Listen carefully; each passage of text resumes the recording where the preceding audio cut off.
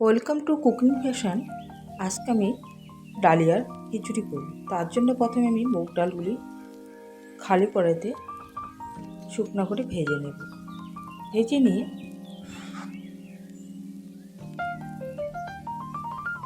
ডালগুলি আগে নামিয়ে নেব। এরপর আমি ওই কড়ার মধ্যে ডালিয়াগুলি ভেজে নেব। ডালগুলি ভেজে নামিয়ে নিচ্ছি। এরপর ওই কড়ার মধ্যে ডালিয়াগুলি ভেজে নেব।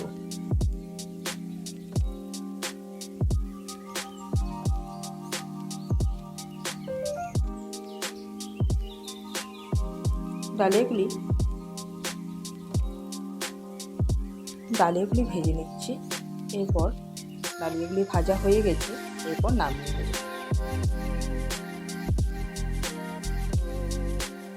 ওই কড়ার মধ্যে সরষের তেল দিয়ে সাদা জিরে ফোড়ন দিয়ে দিলাম।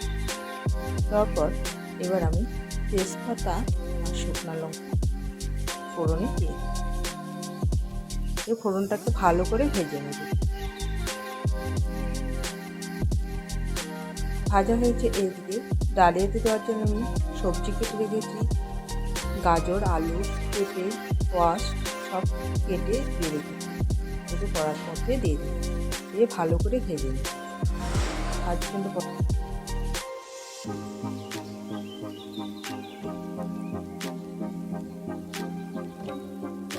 এর মধ্যে 1 চা চামচ লবণ দিয়ে দিলাম।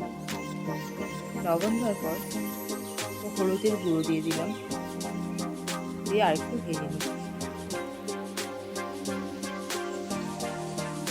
এরপর জিরে গুঁড়ো আর আদা থেঁতো করে রেখেছি, আদা থেঁতো দিয়ে এবার ভালো করে ভেজে নেব। এদিকে আমি ডালিয়া আর মুগ ডালগুলো একসাথে দিয়ে নিচ্ছি। ভালো করে দিয়ে নিয়ে জলটাকে ঝারিয়ে নেব।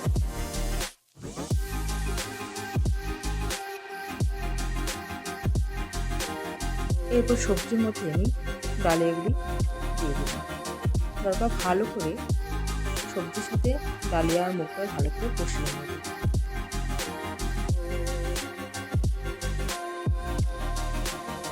কষানো হয়ে গেছে।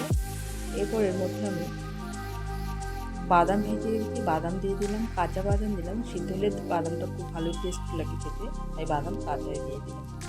আর দিয়ে দেবো কিশমিশ, ভেজানো কিশমিশ। ভালো করে সবজি ডালিয়ার সাথে মিশিয়ে নেব।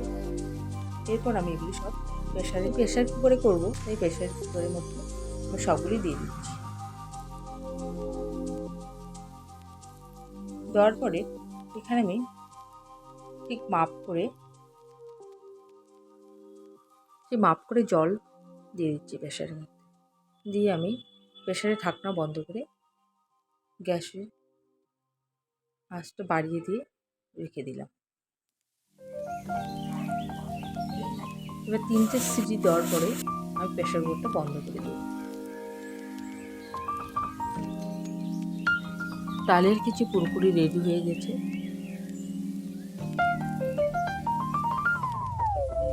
এরপর ঢাকনা খুলে আমি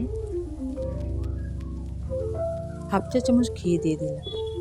দিয়ে এবার ডালের খিচুড়ি পুরোপুরি নামিয়ে নেব।